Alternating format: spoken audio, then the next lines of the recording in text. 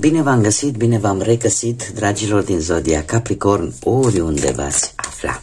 Suntem din nou împreună la o nouă lectură general, colectivă, pentru toți cei care aveți Soarele, Luna, Venus, Ascendentul sau oricare alt aspect astral important pentru voi din harta voastră natală și care are legătură cu Zodia Capricorn. Atunci această lectură este de asemenea și pentru voi. Ca de fiecare dată, nu uitați, este totuși o lectură general colectivă, așa că vă rog să luați decât ceea ce rezonează cu voi. Și haideți să începem această lectură pentru săptămâna 8-14 decembrie. Așa că haideți să vedem ce este important de știut pentru dragii mei din Capricorn în săptămâna 8-14 decembrie, inclusiv. Ce este important de știut pentru dragii mei din Capricorn? Ia să vedem.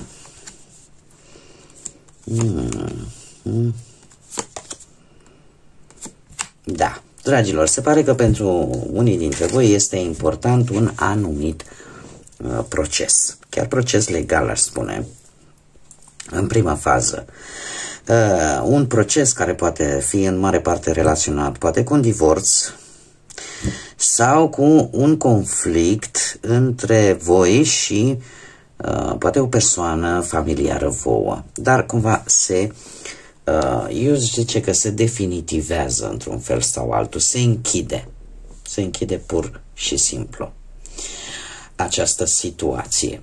Acum, asta așa, la modul general. Haideți să o luăm cu începutul, ca și numere. Avem un număr maestru, numărul 33, un număr maestru supranumit maestru vindecător, da? Sau ghidul spiritual, da? Care reprezintă în general compasiunea, o conștiință foarte ridicată, faptul că o iubire necondiționată, ne poate vorbi și de acest lucru, sau pur și simplu o iluminare, ceva care îți arată care este calea de urmat, ceva care te face să treci, poate să capeți o înțelegere mult mai profundă a unei anumite situații, care poate sau nu să aibă legătură, poate cu un proces efectiv legal sau cu un proces intern, în interiorul vostru. O altfel de înțelegere a lucrurilor.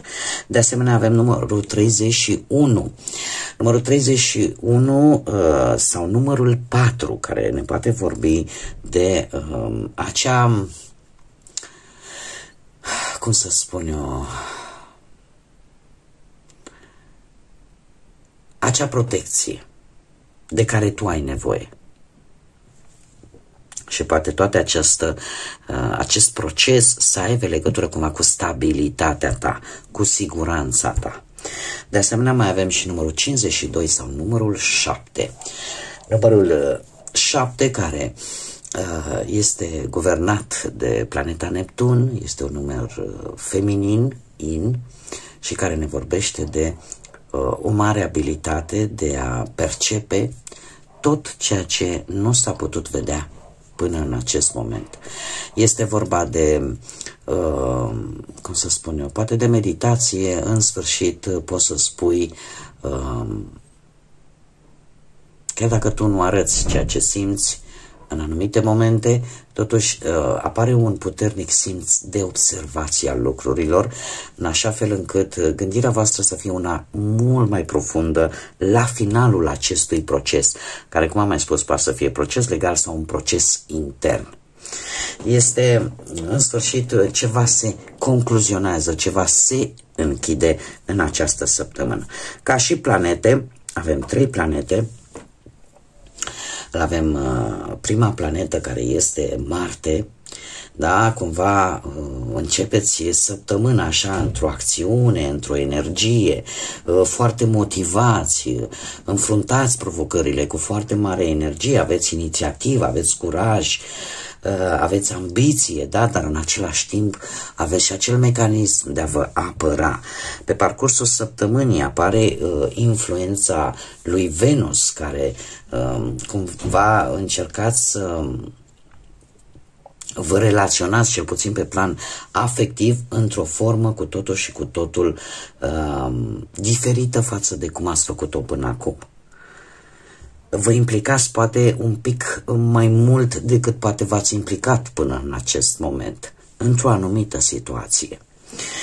Iar Saturn, către sfârșitul săptămânii, îmi vorbește de lecții învățate, de acea înțelepciune pe care poate mulți dintre voi o veți dobândi în urma acestor experiențe prin care poate ați trecut sau prin care chiar veți trece în această săptămână. Saturn este cel care, este acel, imaginați-vă, acel bătrân care se mișcă foarte greu, dar care de fiecare dată încearcă să ne învețe lucruri importante.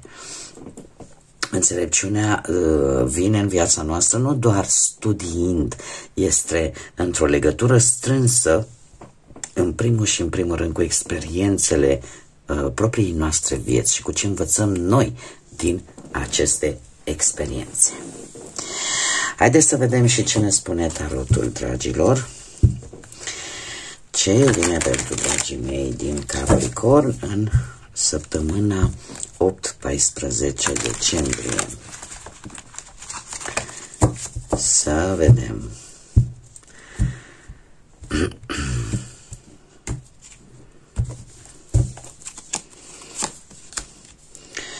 Da, și se pare că sunteți, așa cum bine am văzut, lucrurile sunt destul de energice în această săptămână, dragilor. Mișcări rapide, mișcări rapide.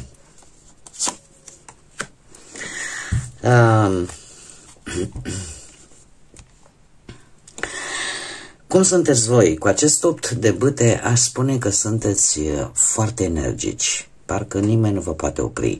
Orică sunteți într-o comunicare foarte rapidă cu cineva la distanță, orică vă pregătiți poate de o plecare, chiar cu avionul, orică trebuie să faceți o mutare, o schimbare de locație sau o anumită negociere sau pur și simplu vă pregătiți pentru poate vacanță, pentru vacanța de iarnă.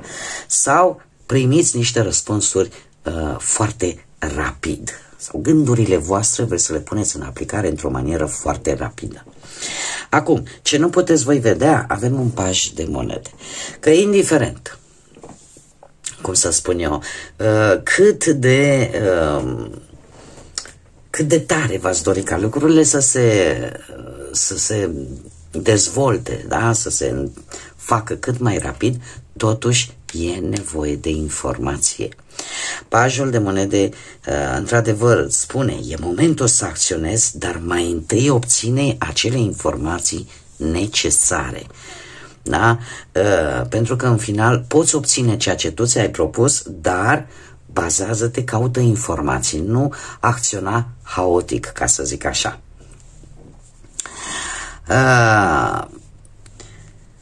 Ce ar trebui, sau mai bine zis, ce este important pentru voi în această săptămână? Avem un rege de bâte, probabil că o energie a unei persoane de foc, berbec, leu sau săgetător, și comunicarea poate cu această persoană este importantă pentru voi. Acest rege de bâte, dacă vorbim de o altă energie, de o altă persoană, se pare că este cineva care într-adevăr ar avea, este foarte interesat de comunicarea cu voi și posibil, eu aș spune că este o persoană pe care voi totuși o cunoașteți destul de bine, dar care te poate ajuta să rezolvi o problemă. O problemă care ție stă bătăi de cap. De asemenea, apare o mică atenționare vis-a-vis de cei care aveți poate un ascendent într-o zodie de foc, berbec, leu sau săgetător.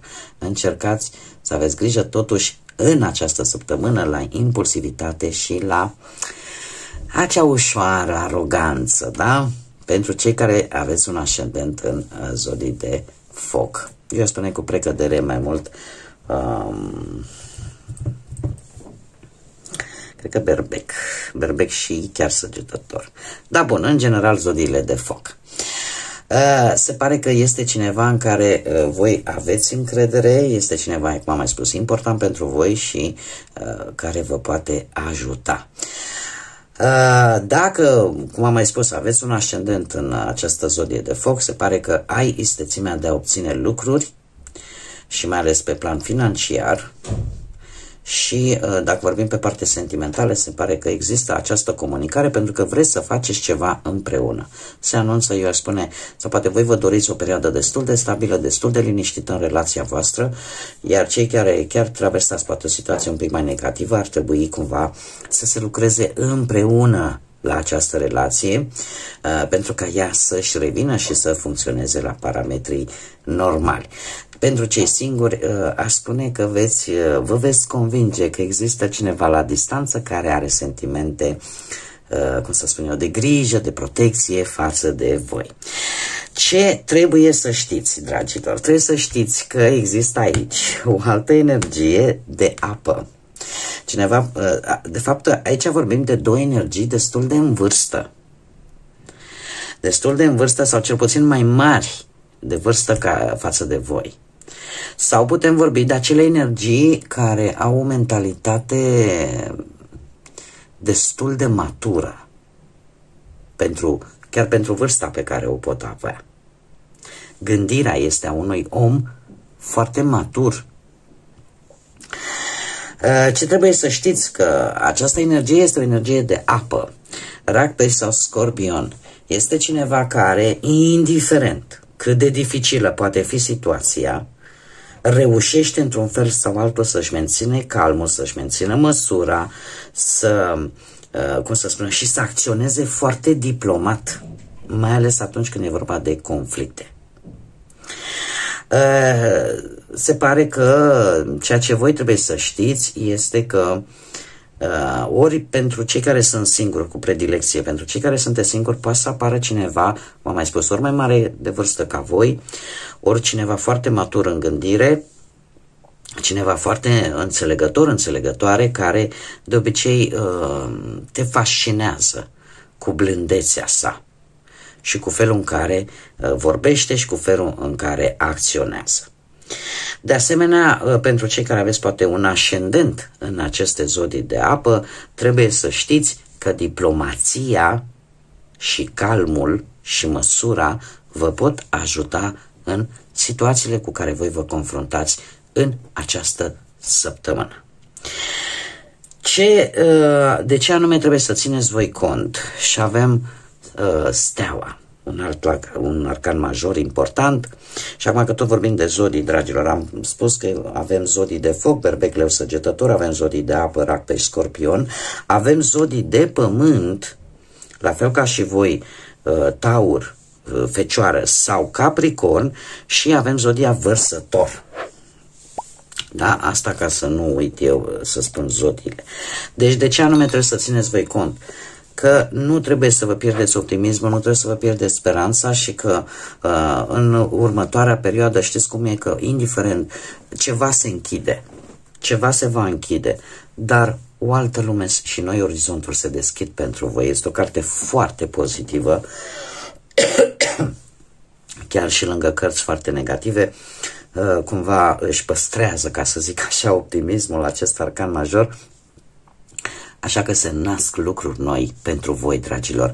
Iar sfatul cărților, concluzia sau rezumatul acestei lecturi, îl avem în 6 de bâte. Voi veți ieși, să zic așa, victorioși, învingători, ori într-un anumit proces se definitivează ceva, ori pur și simplu, dacă e vorba de frământările voastre interne, într-un fel sau altul, reușiți să vă vindecați, reușiți să închideți acele lucruri care aveau cum să spunem, pe care nu n-ați reușit să le închideți pentru o lungă perioadă. Ceva se va definitiva cu siguranță în această săptămână, iar voi veți ieși câștigați din acest proces. Indiferent că e un proces legal sau indiferent că este un proces la nivel interior.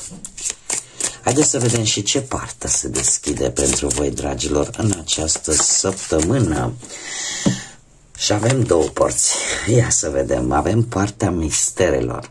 Se pare că lucruri necunoscute, o anumită intrigă, ceva care vă măcina de ceva vreme, o să vă capteze atenția în această săptămână, o energie misterioasă, aș putea să zic, dar de asemenea avem și, încă o dată se confirmă, avem această poartă a bucuriei, a entuziasmului, a optimismului, a fericirii, în care aveți parte de o satisfacție personală, ceva care să vă bucure și să vă aducă mulțumire și satisfacție. Bun, dragilor, sau poate aș putea să zic că după atâta mister, atâtea secrete, atâtea lucruri necunoscute, da, se deschide în sfârșit și această poartă a bucuriei, a plăcerii, a mulțumirii personale. Bun, dragii mei, cam atât am avut pentru voi pentru această nouă săptămână din decembrie. Mulțumesc tuturor pentru răbdare, mulțumesc tuturor pentru like-uri, pentru comentariile frumoase, pentru distribuiri, pentru faptul că v-ați abonat și că sunteți prezenți la fiecare lectură pe care eu o fac. De asemenea, invit pe toți ceilalți care, dacă ați rezonat, dacă v-a plăcut, dacă mai vreți să vedeți astfel de lecturi, nu ezitați, abonați-vă, este gratuit. Eu vă aștept cu mare drag pe toți să ne întâlnim aici pe canal. Până data viitoare, din partea mea o săptămână minunată, o săptămână pe sufletul vostru, cu multă energie pozitivă. Așa că, până la următoarea lectură din partea mea, tot binele din lume și, desigur, să fiți iubiți, dragilor.